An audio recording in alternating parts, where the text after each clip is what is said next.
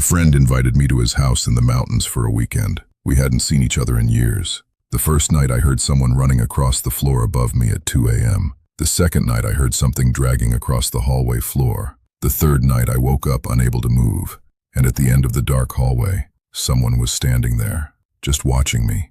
When I ran upstairs to wake my friend and tell him what I saw, his expression told me something I was not prepared for. He already knew. My name is Jeremy. This happened in early December 2 years ago, when I drove up into the mountains to visit an old friend I hadn't seen in a long time. His name for this story is Scott. We had been close since middle school, but after graduation he moved with his family to a small mountain town. I stayed in New York City for work. Over the years we slowly drifted. Not a falling out, just life pulling people in different directions until the calls stop and the messages thin out, and suddenly years have passed. I remember feeling genuinely happy when he reached out. That warm, nostalgic pull of someone from a different chapter of your life wanting to reconnect. He said it was the perfect time to come up. Snow on the mountains, rustic vibe. He told me it would be fun. I believed him. The drive up took longer than expected. Icy roads, barely any other cars. The sun went down around 4 in the afternoon, and by the time I reached his area it was pitch black. He lived in one of those old wooden houses built into the side of the mountain. A few other houses scattered nearby but spaced far apart. The kind of place where you can stand outside and hear absolutely nothing. I remember pulling into the driveway and thinking it was exactly the kind of setting he had described. Quiet, cold, isolated.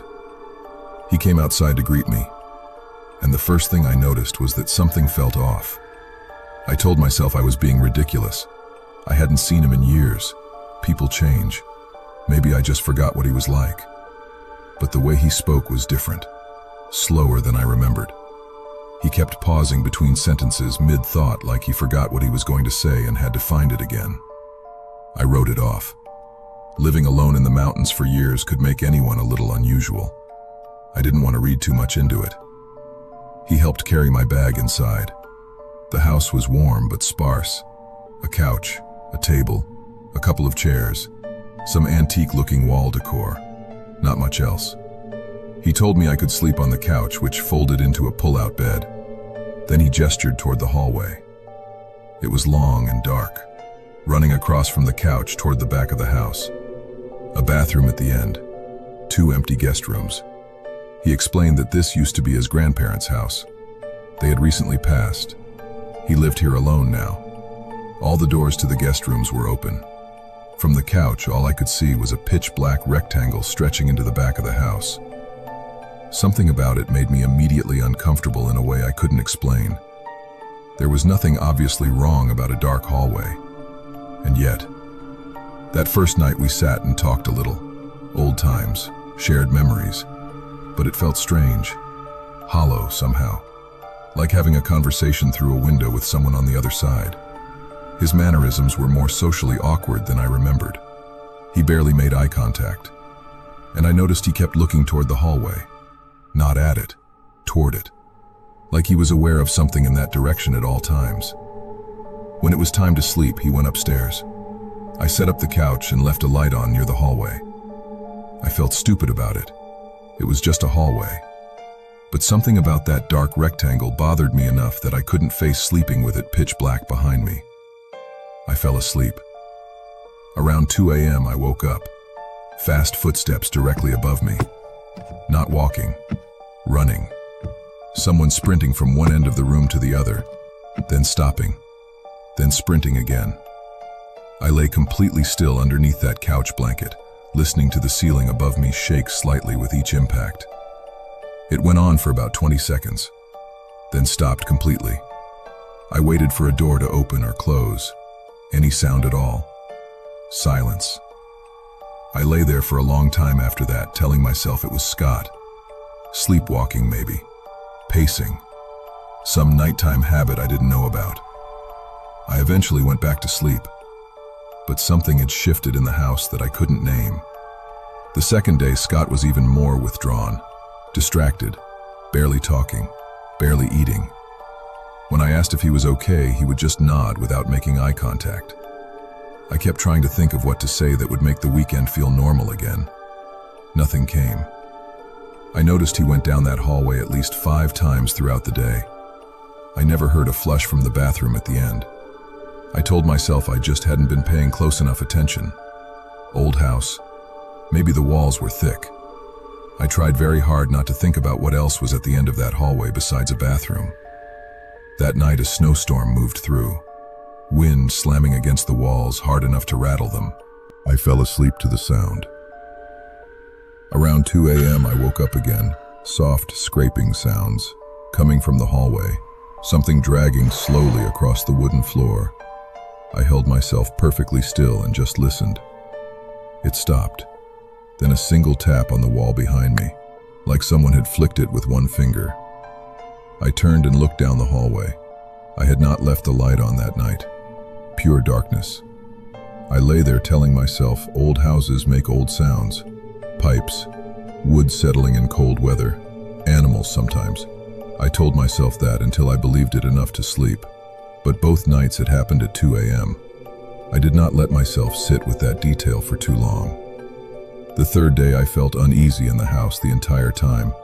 I kept catching Scott staring at me for too long without speaking. Not naturally. Not the way someone spaces out and gets caught looking. Deliberately. Like he was checking whether I had noticed something yet. I almost left that day. The snowstorm was supposed to clear by morning and part of me just wanted to be back in the city. But I stayed. That was a mistake. After dinner, Scott went upstairs early. I set up the couch and lay there in the quiet. At some point around 2 a.m. I woke up. I don't know what woke me. No sound that I could identify, just my eyes opening into the dark. And then I realized my body wasn't moving. I had heard of sleep paralysis before but never experienced it. It is like being awake inside a body that has decided not to cooperate. I could move my eyes. That was all. Not my fingers, not my arms, not my mouth. I felt panic rise slowly inside my chest like water filling a room. The kind of panic you cannot release because your body won't let you. Then movement at the far end of the hallway. At first, the darkness was so complete I wasn't sure if I was really seeing it, or if my paralyzed brain was generating something to be afraid of. But after a few seconds, I knew exactly what I was seeing. Scott was standing at the very end of the hallway, his outline visible just barely in the dark, arms hanging at his sides, face completely swallowed by shadow, perfectly still, like he had been standing there for a long time, just watching me. I tried to call his name. No sound came out. I tried to move my arm. Nothing. I could only stare down that hallway at the shape of a person standing in the dark, watching me from the place I had felt uncomfortable since the moment I arrived. He stood there for what felt like a full minute. Then, without any warning, he slowly turned to his right and walked into the guest room at the end of the hall. He disappeared into the darkness without a sound. My body started coming back. Fingers first, then arms, then the ability to sit up. I sat on that couch shaking and sweating and trying to convince myself it had been a dream or a hallucination from the sleep paralysis. Something in my gut said it wasn't. I whispered his name down the hallway. Nothing. Against everything rational inside me, I got up and walked toward that guest room. I want to tell you I had a reason for doing that. I don't. Sometimes fear and something else that isn't quite bravery just move your legs for you. I stepped inside the room. It looked empty. Then in the far corner by the window, a shape. The outline of a person facing the window, standing completely still, looking outside. My whole body went cold from somewhere deep inside it. I backed out of that doorway slowly without taking my eyes off the shape in the corner. Then I ran, upstairs, down the hall, to Scott's bedroom. I threw the door open. Scott was in his bed, completely asleep. I shook him awake and he looked at me the way people look when they are genuinely confused about why they are being woken up. I told him what I saw, both in the hallway and in the guest room. He refused to go downstairs. I begged him. He wouldn't even look toward the stairs. And then his expression changed. That change is what I keep coming back to more than anything else that happened in that house. It wasn't surprise. It wasn't fear. It was something that looked like resignation, like the expression of a person who has been waiting for something to finally be said out loud. I asked him directly, "Scott, who is in your house?" He looked at me and shrugged his shoulders. I did not need to hear another word. I went downstairs and packed my bag with one eye on that dark hallway the entire time. Every second I expected to see that shape appear at the end of it. I got outside and the cold air hit me like a release. I brushed the snow off my car and got in as fast as I could. As I backed out of the driveway, I made the mistake of looking up at the house one last time. In the window of the guest room at the end of the hallway, a silhouette, still there, still watching. I drove down that mountain without stopping and did not look back again. After that weekend, Scott stopped responding to my messages entirely. When I finally threatened to call in a wellness check, he sent me 2 words: "I'm fine." That was the last thing he ever said to me. That was not the same Scott I went to school with.